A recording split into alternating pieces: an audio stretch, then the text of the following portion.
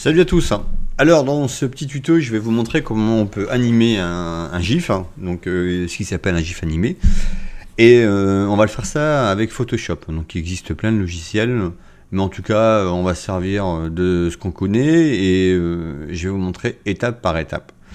Alors ici vous avez la timeline, ce qui vous permet dans le temps de voir ce que vous... C'est comme un film en fait en réalité. Donc on va faire image par image.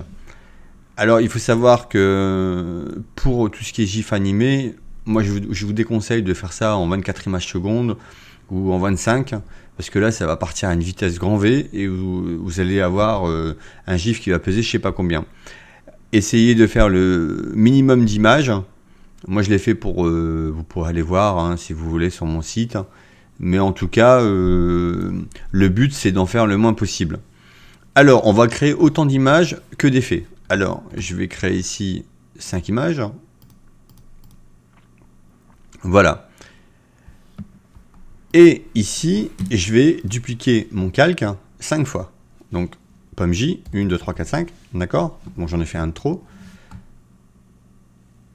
Oui, 5 fois. Donc, ça, je vais l'appeler 02, 03, 04 et 05. Alors, comment ça se passe?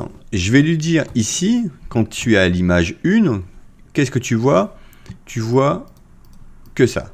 D'accord? Je ne sais pas si vous me suivez. Si j'avais fait par exemple ici, on va faire n'importe quoi, un truc comme ça, vous voyez? À l'image 1, il verrait ça. Puisque ça serait un calque. Sur l'image 2, si je fais un pomme I, non, excusez-moi, sur l'image 2, si je connecte l'image 2 et je fais un pomme I, vous allez voir qu'il va faire en deuxième image, il va me montrer ça, etc., etc. Donc nous, on va faire un genre de, vous savez, des toiles filantes qui passent de l'image 1 vers la 5. Alors, on va déconnecter ça. Moi, je veux que mon GIF animé sur l'image 1, ça soit comme ça. En 2, je vais aller sur l'image 2 qui est là, et je vais connecter mon calque 2, ça fonctionne comme ça, ça veut dire que si je connectais mon calque 3, et ben, il me montrerait au niveau ici, vous voyez, sur la deuxième image, le calque 3. Mais ça n'a aucun rapport, c'est pas parce que vous êtes en 2 ici que vous allez être en 2 ici. Donc en fait, il vous montre ce que vous, dans le temps de l'image 2, ce que vous avez ici coché. Je ne sais pas si je suis très clair.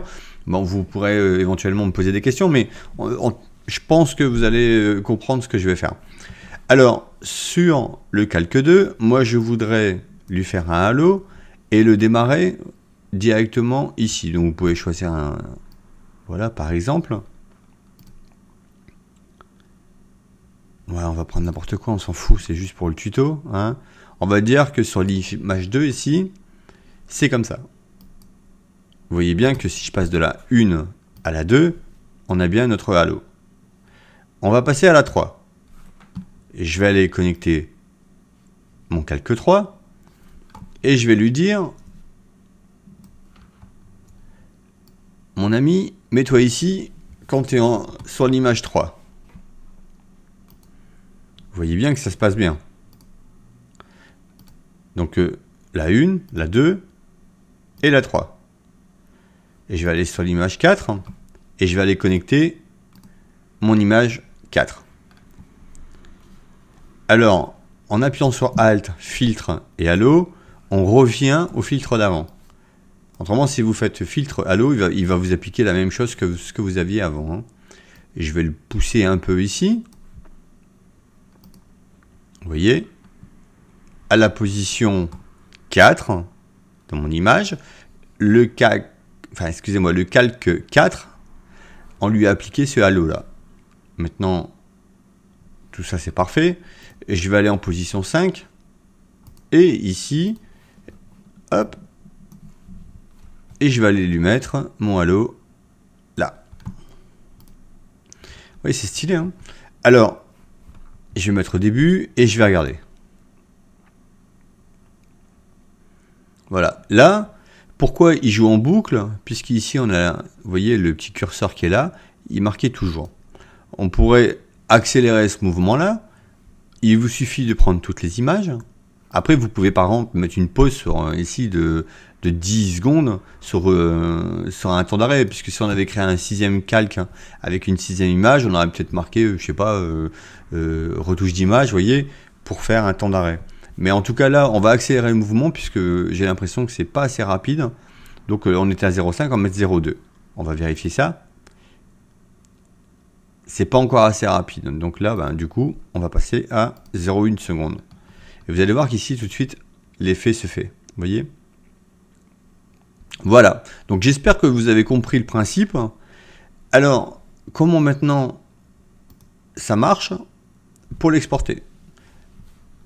Vous allez dans Fichier, Enregistrer pour le web. Donc là, vous voyez bien qu'il vous dit que vous avez 5 images. Là, l'image 4 est connectée et vous pouvez regarder en même temps ce que ça fait. Alors moi, je vous déconseille, enfin, je l'ai refait parce que là, je bafouille, mais en tout cas, je vous déconseille d'aller toucher à tout ça parce qu'autrement, vous allez avoir des aberrations qui vont être assez conséquentes. Je vais l'enregistrer sur le bureau. Je reviens, puisqu'en fait, il y a eu un petit bug. Enfin, pas un bug, mais en tout cas, voilà. Et je vous montre comment l'exporter. Vous l'exportez comme ça. Je l'ai montré, mais je le remontre. Je vous ai bien dit, attention, faites pas trop de modifs là-dedans. Vous l'enregistrez, et là, vous l'appelez 01 si vous souhaitez. Et puis, vous l'enregistrez. Et en fait, ça devient une image. Si vous le mettez sur votre site, vous aurez cette animation, tout simplement. Alors, je vais vous montrer ce que ça donne. Vous voyez, je l'ai enregistré ici. Hein.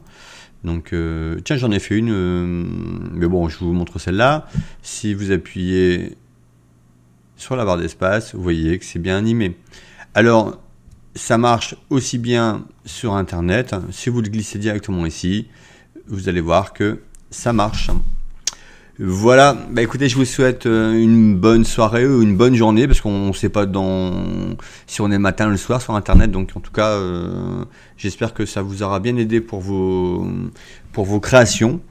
Et puis moi, je suis à votre dispo si vous avez des petits renseignements. Allez, salut!